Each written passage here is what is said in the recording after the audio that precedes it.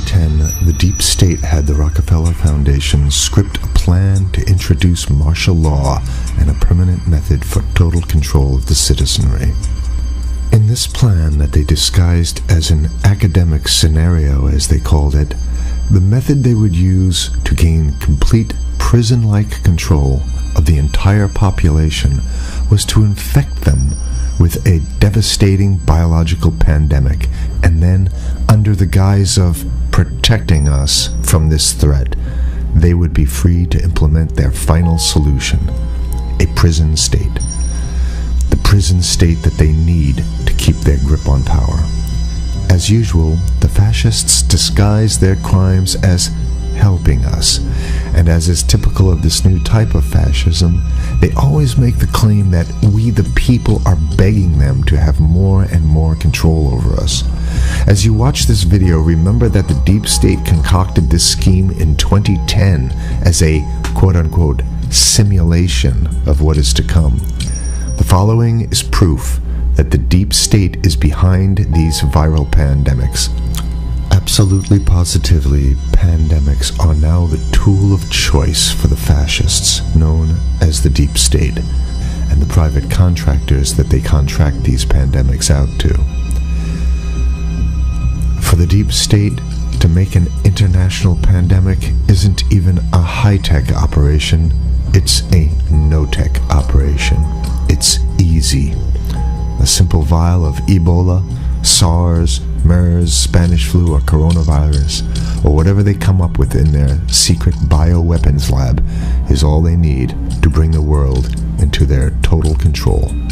The only thing you have to remember is if they can do it, they will do it, which means they already have done it. The ruling establishment has a lot of, they will stop at nothing to complete their toolkit of control, right? So one of the things that has been missing from the toolkit of total control has been quarantines and curfews, right? Mm-hmm. So now, welcome to the new world in America, where to get on a bus, to go through a subway station, if you think that the procedures at the TSA are onerous, right? Guess this is coming to a bus depot near you. It's a more invasive way, and the ruling class needs this because, let me say, if the ruling class ever saw wide-scale civil unrest, you'd see an Ebola outbreak in America right away. Okay, so this is, what you see is that Ebola is another tool in the toolbox of the ruling class to control. Yeah, to keep down absolutely, repression. Positively, 100%. This is a tool. Right. Ebola doesn't just magically start spreading. Mm-hmm. And then we have this doctors that come back here. The white people, of course, live. Mm-hmm. You know, the two whites who got it or survived. All the black people that get it die. Right? It's very possible that these one of these NGOs over there is going around with a veil of Ebola or spreading it from a small plane onto villages. The point is to get hundreds of thousands of people infected with it and create the next phase of control. Now, one of the things I'd like to show to back up my my claims here. Here's a document from the Rockefeller Foundation. Rockefeller Foundation, right there. You can zoom in on that, where my finger is. It's called Scenarios for the Future International Development, the Rockefeller Foundation. All right. Okay. Let's take a look at what they're saying here. This is something like a 50, 60-page document. I'd like you to go to page 18, if you can look at this up on the internet, but I'll read it off to you. It's called lockstep, lockstep. And this is a phrase that I used right after 2001 when I saw the entire system of the United States, including the population, were in lockstep.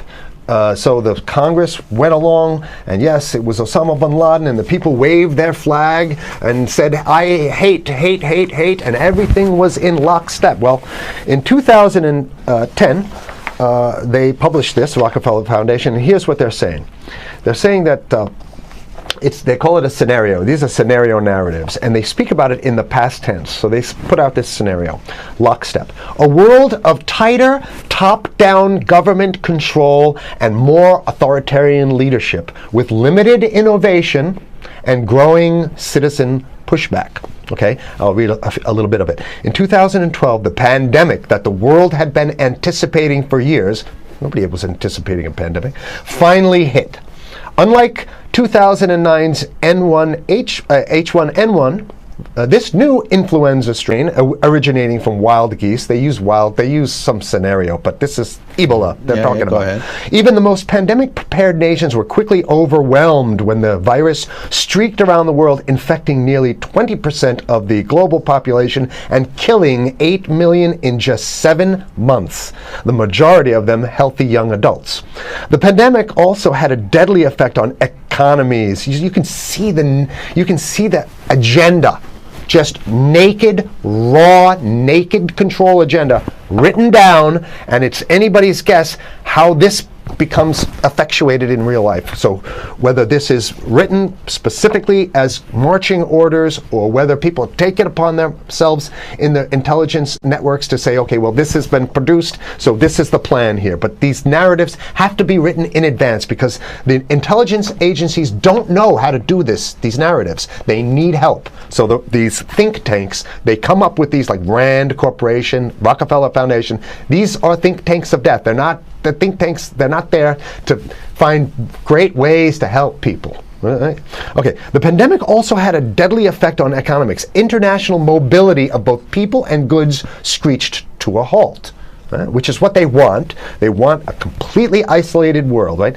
Debilitating industries like tourism and breaking global supply chains. Well, of course they want tourism stopped because they're not in the tourism business, and they want you at home in your house in front of the TV. Then they got you because once you watch the TV, they own your soul.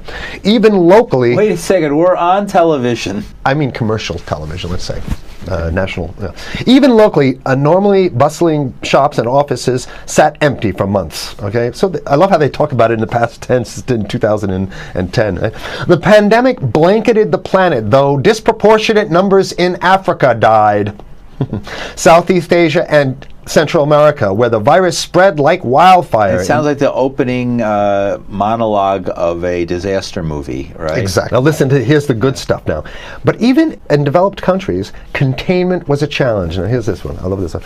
The United States' initial policy of strongly discouraging, in quotation marks, strongly discouraging citizens from flying proved deadly in its leniency. So they're saying, that... No, keep going. Okay, read it. Proved deadly in its leniency. So they should have been tougher, right? Accelerating the spread of the virus, not just within the United States, but across borders. However, a few countries did fare better. China in particular. The Chinese government's quick imposition and enforcement of mandatory quarantine for all citizens, as well as its instant and near hermetic sealing off of all borders, saved millions of lives, stopping the spread of virus far earlier than in other countries. So the message here is we have to look towards the Chinese, the oppressive totalitarian. Chinese regime as an example of what we need to be doing here. And of course, the ruling class here loves the Chinese regime because they have demonstrated to the ruling class the most efficient form of capitalism, which is authoritarian capitalism. So we have capitalism, but unfortunately we have this veil. I get it. We have this veil of democracy. This is very interesting. This is continue on. Okay. China's government was not the only one that took extreme measures to protect its citizens from risk and exposure. During the pandemic, national leaders around the world flexed their muscles, flexed their authority, and imposed airtight rules and restrictions. You can see the agenda. Okay, go. Okay. From the mandatory wearing of face masks to body temperature checks at the entries to communal spaces like that's what's happening right now. Yeah, but soon it's going to be like body. It'll be at the subway. Yeah, well, is that what you're saying? We'll be going through this in the to get on buses and the subway, absolutely, things positively. like that. And what this means though is don't think about having a cigarette, a joint on you, or basically you can't. This is a dragnet for everything. So if in order for you in other words, just like with stop and frisk, this is ultimate stop and frisk. This is the ultimate cavity stop and frisk, cavity search kind of thing. All right, so during the pandemic, national leaders around the world flex their authority. Now there's some good stuff. Listen to this. And even supermarkets, they want body checks at supermarkets. Okay, so basically what they're saying is they're building a system where every move you make, you got to go through them. You can't get food. Well, how about if you go to the farmer's market? Right. Here's the good stuff now. I mean, it just keeps getting better. Even after the pandemic faded, this more authoritarian control and oversight of citizens and their activities stuck and even intensified. That's the whole point. So they're going to get rid of... Didn't that happen already with 9/11? Of course. 9/11 was how many, 14 years ago, and we still have all these draconian So rules. they're going to put the body cavity USA searches Patriot in. and all That's that right. stuff. So in order to get to a supermarket, you got to have a body cavity search, and then when there's no more Ebola, well, you know what? We kind of like this way because we have an complete infrastructure of a control grid. In order to protect themselves from the spread of increasingly global problems, from pandemics and national terrorism to environmental crisis and rising poverty, leaders around the world took a firmer grip on power. Well, what the hell would rising poverty have anything to do with imposing strict citizen controls with face masks? Right? So they're very sloppy stuff here. At first, the notion of a more controlled world gained wide acceptance and approval. I'm sorry. Nobody likes this stuff. They're just saying it. No, I have to provide analysis. Only because we only have 5 minutes left, so that's. Oh my God. Okay. Citizens willingly gave up some of their sovereignty and their privacy to more paternalistic states in exchange for greater safety and stability. I mean, that's just a complete naked contradiction to the famous saying that if you think you're going to give up a little bit of security, I mean, if you're going to give up your freedom for security, you're going to get neither. That's the long-standing thing. And here what they're doing is they're not even ashamed or embarrassed to absolutely say the exact opposite. They're saying, yes, we all want to give up our privacy and sovereignty for more stability and security and stability. So you don't get that. When you give it up like that, you get the shaft. Can you show us the cover again of what you were just reading? One more time, and then I have two more documents. Right, this is what we were reading here, and just zoom in a little bit so folks can see it. He'll zoom in, don't worry, you can relax. And scenarios for the future of technology and international development. Okay, now I have two more documents. Keep it zoomed. We have the National Security Memorandum of December 10th, 1974. This is Henry Kissinger's brainchild. The National Security Memorandum number 200. You can look that up on your internet. I'll summarize it. He says that there's too many people, we got to get rid of the population. So to answer your question. From earlier. Yeah, he says, he used the word depopulation, which is different. Depopulation means killing people that already exist, and it's to get the minerals, because we need the minerals. And here's another one.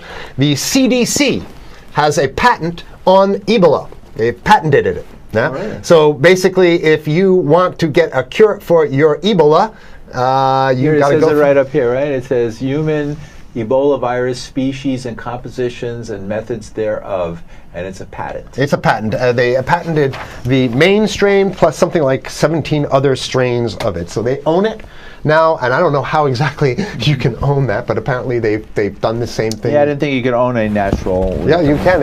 I guess the main thing to finish off this show is this: that they want to get more control, more and it's going to be curfews and quarantines. So what I'm saying is that unless the American people start to get some new way to revolt, a new way to organize, new way to protest, unless we can break through the apathy, because that's what we have here, then it's going to be a slave state here. The ruling class doesn't seem to have too much resistance. They're getting everything on their Christmas shopping list, and they've been wanting quarantines and curfews for a long time. Now they got it. And if you want to live in a world where you're tricked into all this stuff because it's for your safety, right? And if you want to have a probe and make sure you got to check your pockets, make sure you don't have anything incriminating on you before you go out, and when you step out of your house, you want some police there to monitor and see what you're doing. If that's the world you want to live in, be apathetic, don't do anything. You're going to get that world very soon. It's coming your way, definitely. Mm-hmm. Yeah. So what should people do? What's the hope? You have 30 seconds. To wake up, learn about it, and go fight these bastards in Washington. They're easy to beat. If we can just organize, we can beat them. It's simple. They're weak, and there's so few of them.